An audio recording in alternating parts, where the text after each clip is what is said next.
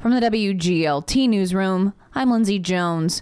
A lawmaker who represents much of rural McLean County has proposed a law that he says would make it a felony to register non-citizens to vote. Republican State Representative Dan Calkins says he considers it a preventative measure against voter fraud, though he doesn't have evidence that ineligible voters are being registered in Illinois. I don't know the answer to that question. I guess, do you lock your house at night? A spokesperson for the State Board of Elections, Matt Dietrich, says the board does not comment on pending legislation, but he says knowingly registering ineligible voters is a form of voter fraud, and that's already a felony.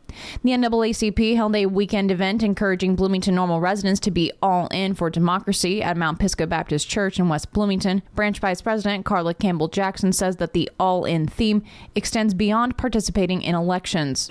But we're all in. We talk about eliminating racism and discrimination. We're all in with making sure every citizen feels empowered. Campbell Jackson says that while the NAACP is nonpartisan, the organization is engaged in the political process. Proponents of an Illinois law that bans assault-style weapons say they're confident the law will withstand its most recent legal challenge. Mawa Iqbal reports. Last week, a downstate federal judge heard arguments in a trial over the ban's constitutionality. Heather Wire-Vaught is an attorney and lobbyist for the law. Even if the judge finds in favor of the plaintiffs, there'll be an appeal, and that appeal would go to the Seventh Circuit, who has already said that they didn't think the plaintiffs were to succeed on the merits.